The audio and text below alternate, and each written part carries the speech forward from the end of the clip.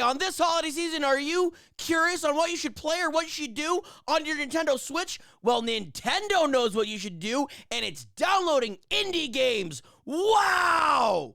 Yeah, I don't know what that intro was, but Nintendo has been putting out these 5 videos for the past 5 days, kind of like leading up to Christmas and Christmas Eve, where a bunch of kids are going to open up their Nintendo Switches and kind of wonder, what games do I get? Or maybe you get a gift card and you're like, what games do I get? There's not many games out. Nintendo had a slow year, and I think 2023 is going to be a pretty slow year for Nintendo too. But Nintendo accounted for this by doing like a little indie showcase type thing where they went through a bunch of different indies that were releasing either very soon or in the near future of 2023.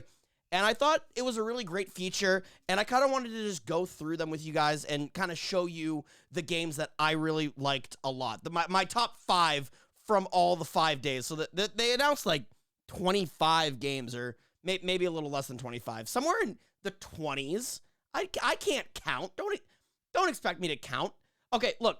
Okay, fine. Number 5 is Floppy Knights, version 2.0. I didn't even know there was a version 1.0.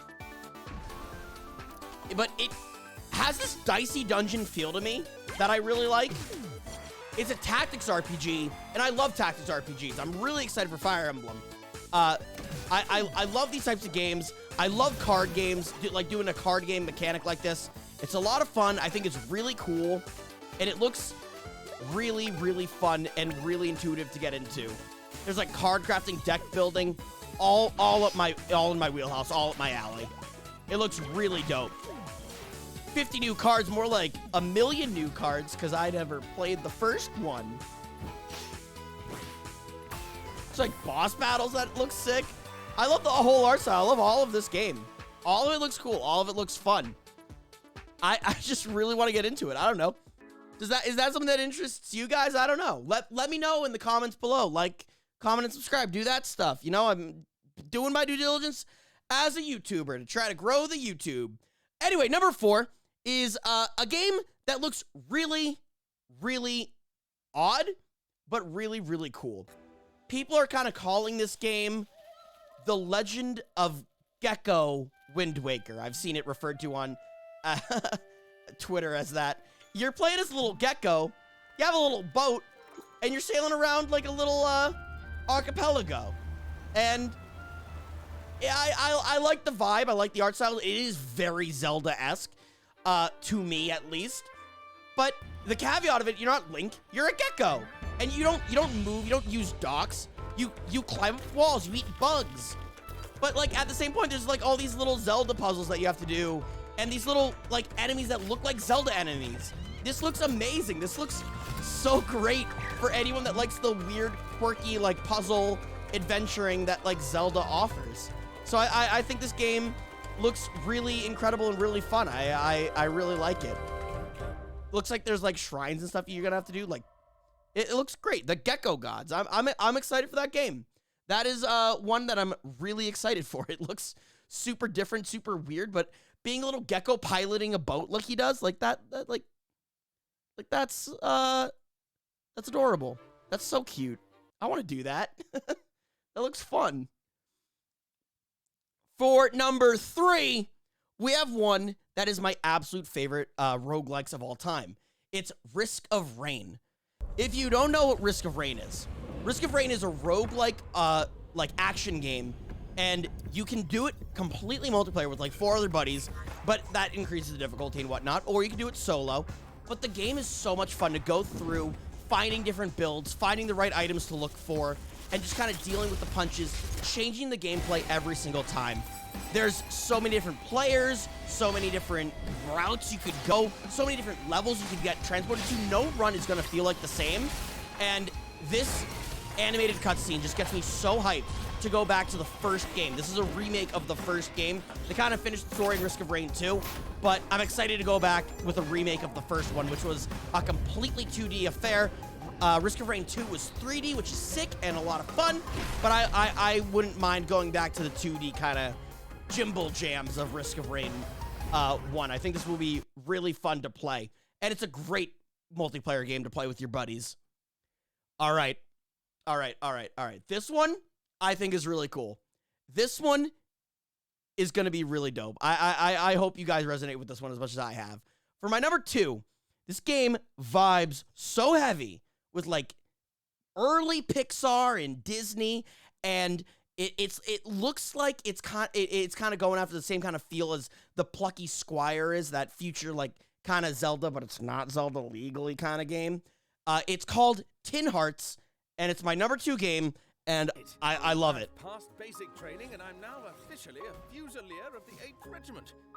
So far, I just love the art style, love all the toys. Yes, it's true what they say. I love how they walk.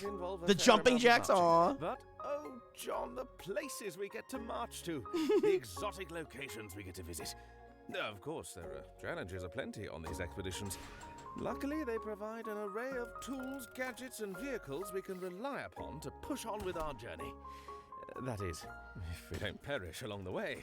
You see, lurk in every corner, and careful planning is required to avoid them. There are those, too, who like to break ranks. And, it looks like you're going to be kind of guiding a string of tin soldiers, and you adventure as one of them to kind of make sure that the rest are okay. I just really like that. It looks really fun. So I hope you'll join me here. I can't wait to show you. Looks fantastic.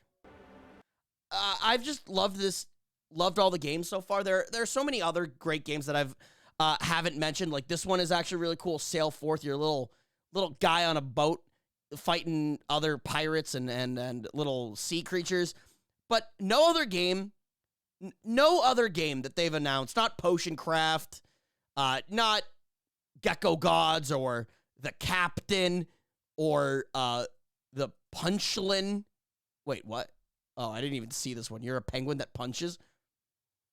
I'm not changing. This one gets an honorable mention now because you're a penguin that punches, but I'm not changing my number 1. My real number 1 game of all time is a sequel to an indie game that made me fall in love with indie games. That game was Golf Story. They recently talked about Sports Story coming soon.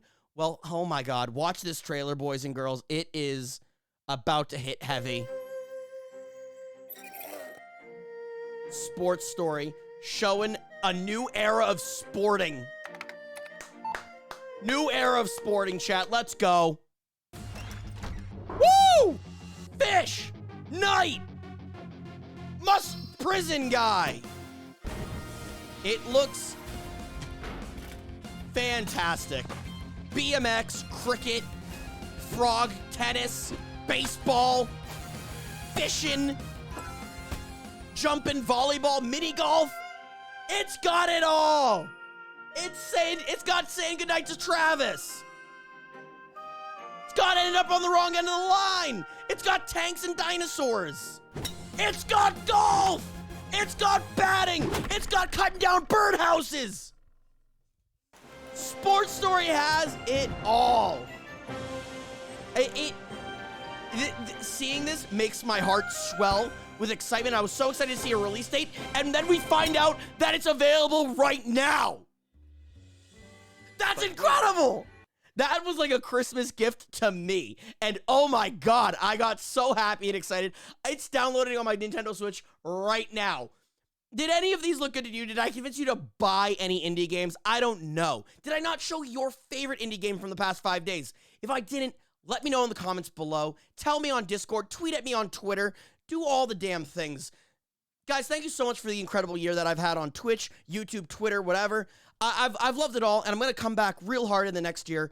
Be excited, be happy, be healthy. I'll see you guys very soon. I just wanted to talk about video games, and I'm glad that I did. Thanks, guys, so much, and I'll see you guys all later. Goodbye. Bye-bye. Goodbye.